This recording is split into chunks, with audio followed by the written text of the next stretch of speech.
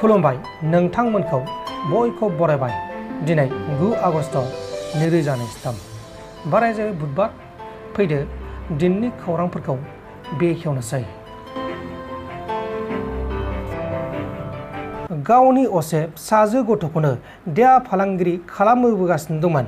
गलाघाट जिल्लानि सिङाव थानाय कामारबान्दा ओनसोलनि सासे हिनजावसा गथ'आ गावनि बिमानि बेरेखा बिमाया गावखौ देहा फालांगिरि खालामनो थाखाय जुर जुलुम खालामबाय थायो होननानै पुलिसनो केस होनायनि उनाव दायनिगिरि दुथां बिमाया पुलिसजों एरेस्ट खालामजादों। गथ'आ बुंनाय बायदिब्ला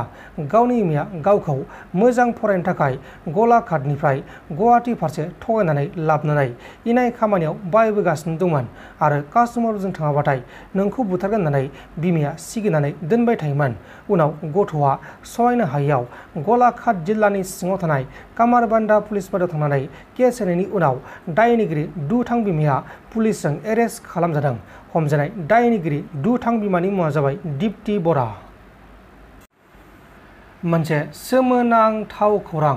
रङिया टाउननि तुलसीबारि ओनसोलाव सानै बाहागिनि बा आलासिफोरनि सिख्लाखौ फांसे दंफाङाव फासनांनानै थैना थानायाव बोखांनो हादों। थैनायफोरनि मुङा जाबाय ममता बेगम 19 बोसोर बैसोनि आरो सिमन नेसा 17 बोसोर बैसोनि। बिसोर सानै बिब' आरो बिनानावा गोसो थोलायनानै जुलि जानो नागिरदोंमोन, नाथाय बिसोरनि जराखौ न'खरनि मानसिफ्रा सिख्लाजों सिख्ला बोरै बिदि जानो हानो होननानै हेंथा होनायनि उनाव सानैबो सिख्लाया सहायनो हायैयाव बे जाथायखौ खालामदों। दा बे जाथायनि सायाव आसाम पुलिसा गावसोरनि खामानिखौ मावगासिनो दङ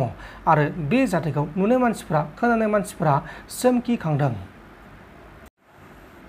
सासे सिखावखौ आसाम पुलिसा गुलि गावदों। कामरुप मेट्र' जिल्लानि सिङाव थानाय चन्द्रपुर ओनसोलाव सासे आइजोनि गोदोनानि मालाखौ सिख'नानै लाना खारनाय दायनिगिरिखौ पुलिसा एरेस्ट खालामखांनायनि उनाव दायनिगिरिया पुलिसनि आखाइनिफ्राय खारखुमानो नागिरनाय समाव पुलिसजों आथिङाव गुलि गावजादों आरो गोब्राब जोखोम जादों। बे समाव गुलि गावजानाय दायनिगिरिखौ गुवाहाटी मेडिकेल कलेज एन्ड हस्पिटालाव फाहामथाय होगासिनो दङ।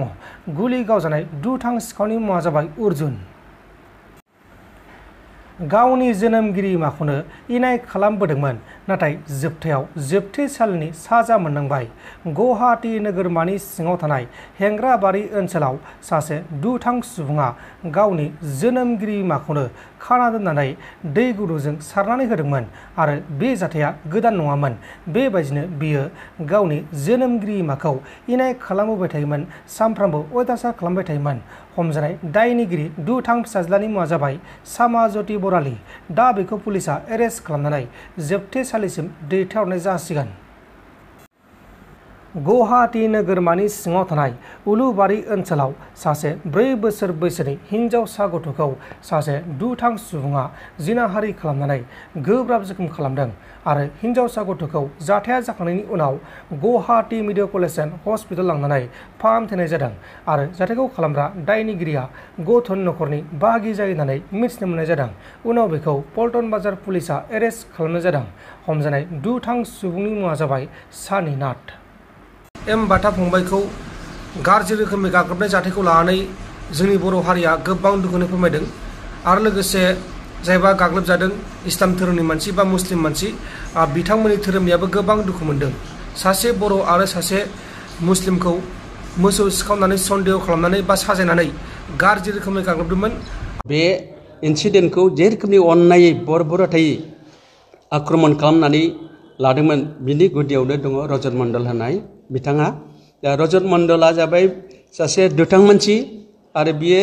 बे रोखोमनि बर्बरता जोंनि ट्राइबेल लेन्डआव जोंनि 6 सेडुल ओनसोलाव अना ट्राइबेल जानानै ट्राइबेलफोर जायफोर इन'सेन्ट ट्राइबेल एबरिजिनाल ट्राइबेल बे ट्राइबेल सुबुंफोरखौ जास्ट बिसार खालामालाबानो अननायै बुग्लिनाय सैमा बादि मोसौ बादि बुनायखौ जों सयज' खालामनो हाया। बिनि थाखाय जोङो अल आसाम ट्राइबेल संघनिफ्राय जोङो गोख्रोङै धिक्कार होयो मुगैयो आरो लोगोसे जोङो पुलिस प्रशासन आरो डिस्ट्रिक्ट एडमिनिस्ट्रेटिभ अथरिटिफोरखौबो जों खावलायो बेफोरबायदि जाथाया जाहाथे मोना बेखौ नोजोर होनो थाखाय जोङो डिस्ट्रिक्ट अथरिटि बा पुलिस प्रशासनखौ जों आह्वान खालामो बा खावलायो। नाथाय जों बुंगोन दिनै आयेनखौ जों मिथिगौ, आयेननि जौसिन जेबो गैया, आयेनानो बयनिख्रुइबो गोजौआव। दिनै सोरबा भुल मावदोंबाबो सिखाव मावदोंबाबो जों बेखौ हमनानै मोनसे ससियेल बिसार खालामो ससियेल बिसार खालामनायनि परे जोङो बेखौ आयेन बाबै बिसार खालामनानै जों पुलिस प्रशासननो इनफर्म होयो आरो बेयो निस्सय मोनसे जोंनि दायित्व दङ मानोना जों आयेनखौ आखायाव लानानै जोङो क्राइम्स खालामनो उचित नङा दिनै रजत मण्डल आरो बिनि पार्टिफ्रा दिनै आयेनखौ मिथिगौ बिथांमोना किन्तु आयेनखौ अबहेला खालामदों इगनर खालामदों दिनै बिथांमोना क्राइम्स गतिके बिथांमोना सिभियार पानिशमेन्ट मोननांगौ आं बिनि थाखायनो पुलिस प्रशासनखौ स्पेसियेलि खावलायगोन आयेनखौ ब्रेक खालामनो थाखाय भायलेट खालामनो थाखाय बिथाङा सासे अफेन्डेड क्रिमिनाल बे हिसाबै बिथाङा उपजुक्त पानिशमेन्टखौ मोननांगोन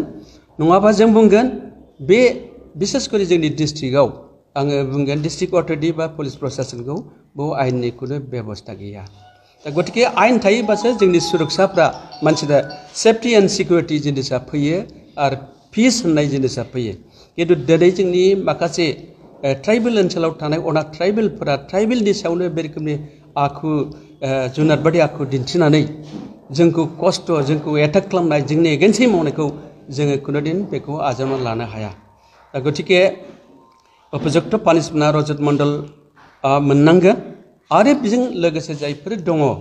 बे जाथायाव लोब्बा बिथांमोनाबो उपजुक्त पानिशमेन्ट मोननांगोन आरो बिथांमोना जेलाव थांनांगोन बिनि थाखायनो पुलिस प्रशासनखौ जों खावलायो बिथांमोनखौ इमिडियेटलि बिदि उचित सास्तिखौ होनांगौ आरो जायफोर भुक्तभोगि बिथांमोना निरिह आरो बिथांमोननि फारसेबो समबेदना जों खालामो आरो बिथांमोननि बहाय जेबो दाय गैया आं बेखौनो बुंबाय आरो लोगोसे बेखौबो जोंनि सारा एसे आगोलनो बुंलांबाय एसामिसजों बै सेन्ट आर्न कलेजनि बा स्कुलनि जे छात्र सानसोरां नार्जारी फंबाय बिथांमोना टेन्डार एज आं दिनै गिबियावनो जोंनि ट्राइबेल आरो बर' माहारिखौ आं खावलायनो लुबैदों जों जेसेबां ट्राइबेल बा बर' माहारिफोर दङ जोंनि आइ आफा बिदा फंबायफोरा जों खुब साबधान जानांगौ मानोना जोङो ट्राइबेल हिसाबै कयटा जिनिसखौ गुरुत्त लानो हाया ससियेल साइडफोराव ससियेल एक्टिभिटि ससियेल रेसपन्सिबिलिटि बा समाजखौ जों माबोरै आवगायलांनांगौ समाजखौ जों बोरै खुंनांगौ गावनि गथ' गथायखौ जों बोरैहाय खांनांगौ फोरोंनांगौ बे दायित्वआ जोंहा दङ दिनै बिमा बिफाया जे आसा खालामो गावनि गथ'फ्रा मोजां जाथों मोजां गिदिर मानसि जाथों साख्रि बाख्रि फरायनानै गोजौ हायार सेकेन्डारि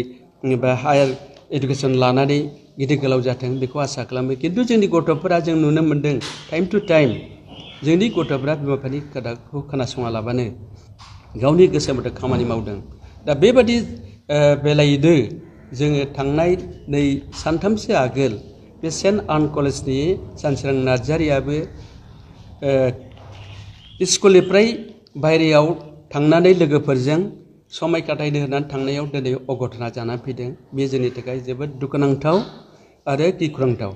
जों सानाखैमोन दे गावजों गावनो जों बिदा फंबायजोंनो बे रोखोमनि एना एनि खालामनानै थैलायनांगौ बुथारलायनांगौ बे जाथाया जानांगौ जों बियो ससियेल अपराध आरो रावबो बेखौ इन्डालजेन्स होनो नाङा दा गतिके बेतिक्रम हिसाबै जोबनानै थांबाय बिथांनि जिउआ सानसोरां नार्जारिना बेखौ जों दुखु फोरमायो आरो लोगोसे बिथांनि न'खरनिसिम जोङो कन्डलेन्स मेसेजखौ जोंनि अल आसाम ट्राइबेल संघनिफ्राय जों मेसेज जासिहरो नोंथांमोन दिनैनि खौरांफोरा बेखिनिल'मोन बेखिनिसिम नायनायनि थाखाय नोंथांमोननिसिम रोजा रोजा साबायखर गोजोन्थों एसेनोसै जय बर' हारिनि